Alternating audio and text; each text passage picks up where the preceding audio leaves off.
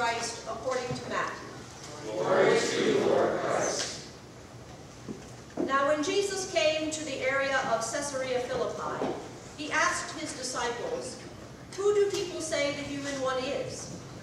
They replied, "Some say John the Baptist, others Elijah, and still others Jeremiah or one of the other prophets." He said, "And what about you? Who do you say that I am?" Simon Peter said, "You are the Christ, the Son of the living God." Then Jesus replied, "Happy are you, Simon, son of Jonah, because no human has shown this to you. Rather, my Father who is in heaven has shown you. I tell you that you are Peter, and I'll build my church on this rock. The gates of the underworld won't be able to stand against it. I'll give you the keys of the kingdom of heaven. Anything you fasten on earth will be fastened in heaven, and anything you loosen on earth will be loosened in heaven." Then he ordered the disciples not to tell anybody that he was the Christ. This is the gospel of the Lord. Praise to you, Lord Christ.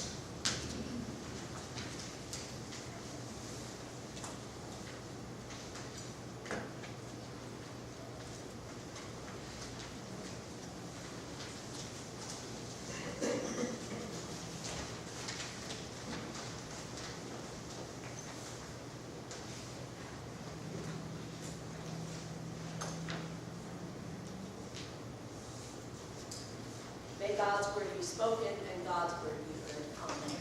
Amen. Well, we have been following Matthew's gospel this year, and Matthew is telling us what it means for us individually to be a Christian, that we are the followers of Jesus, what it means to be the church. The church is the community of the followers of Jesus. And in today's gospel, Matthew wants to tell us why we should follow Jesus. Why would we do that? Who is Jesus?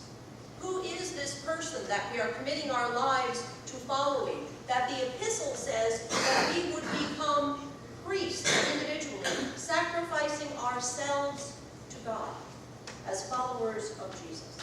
This is who we are. This is what we are. So in the gospel, Jesus asks his disciples. That is Matthew's way of having Jesus ask the church, "Who do you say I am? What do people say about me?" Well, the answers are pretty similar today, aren't they? Jesus was a good teacher. Jesus was a prophet. Jesus was one among many.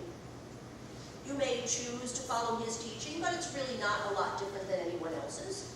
Well, that's basically what they came back with in the time.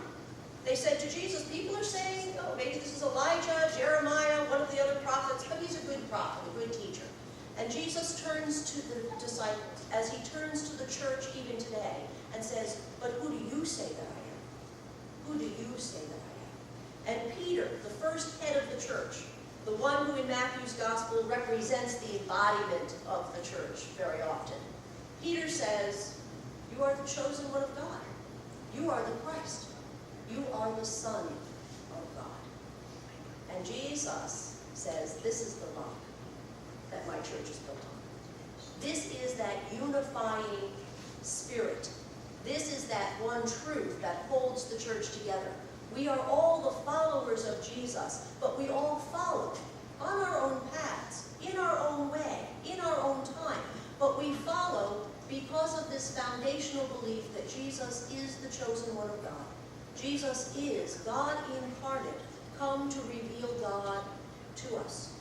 On Thursday evening, we celebrated the feast day of a saint named William du Bois, who lived at the turn of the last century. And what William gave us is a clear theology of the incarnation, of Jesus as God. And here is essentially what he said.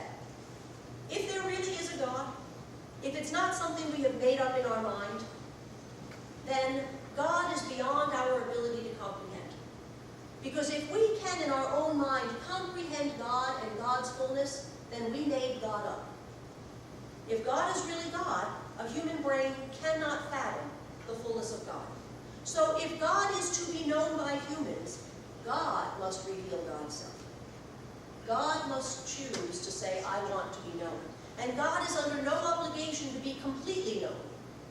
God can let God's self be known as much or as little, as God's self be known. Then God would have to reveal God's self in a way that humans could comprehend. We are limited to hearing, sight, smell, taste, touch. And when you put them all together, there is a kind of intuition. But that intuition is a combination of all the other senses that give us a vague feeling about something. But we're limited to that. We can't know something any other way than in our physical bodies, because that's who we are. So if God is truly God, and God truly wants to be known by humans, it is up to God to reveal God's self in a way that humans can comprehend. The Christian message is that God chooses to be known, that God chooses to be known personally, and that God has revealed the fullness of what God wants us to know about God in the person of Jesus. That is the role of Jesus. Jesus is the Son of God who came to us to say, this is what God wants you to know about God. This is how God wants you to know God and experience God. Anything else is speculation. Nature can give you an idea that there is a God. Various experiences in life can give you the idea that there is a God, but none of them tell you what God is like. It is only in Jesus that we know what God is like and what God wants us to know, or how God wants us to experience God. And that is what Peter is saying in the gospel. This is who we are. This is the foundation. And Jesus says, this is the cornerstone. This is the foundation. This is the solid foundation upon which I build my church. The church consists of people who choose to follow Jesus because they believe that he is the full revelation of God to us. That it is in Jesus that we can really know God, that we can have a relationship with God. Then Jesus goes on to say the gates of hell, in the good old King James Version, will not prevail against the church. Now we often think about that as these big gates that are somehow blocking the church or attacking the church, that the church is going to win this fight against the gates. But gates don't fight. Gates can't wield a sword. Gates do one thing. They lock people in. They lock people in. And the gates of hell lock people in. People get locked into a prison of loneliness, despair, hate, violence, abuse. That is hell. That is hell for a lot of people. And the gates lock them into that. But Jesus gives the promise that those gates cannot keep people locked in. The church has the key. The church has the power to unlock those gates and get people out. It's not about someone getting in. It's not about prevailing against attacking gates. It's about the church has the power. Based on that foundation of who Jesus is, the church has the key to unlock those gates and let people out of their individual and collective hell. Now the last part of the gospel may seem a little confusing. Jesus says, don't tell anybody. Don't tell anyone that I'm the Christ. Now, why is that?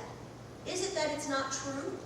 And so he doesn't want anyone to know, that he doesn't want the disciples lying to the world? Not likely. Is it that he wants it a secret just for them? Not likely, because he says he came for the whole world. I think the best interpretation is that you cannot know this truth about Jesus because somebody told you. You can't know that Jesus is the Christ. You can't know that Jesus is the full revelation of God by having somebody tell you that. I could stand up every Sunday and tell you Jesus is the Christ, he's the chosen one of God, he's the full revelation of God. It doesn't necessarily make a darn lick of difference to anybody. You have to experience it yourself.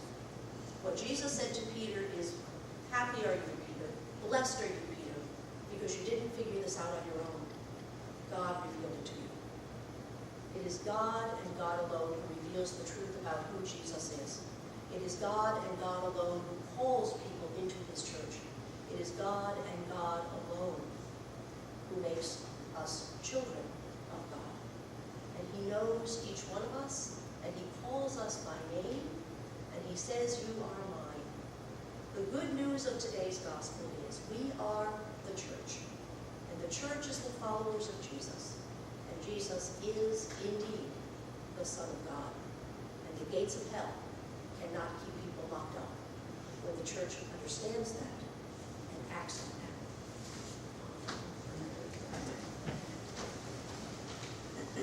that.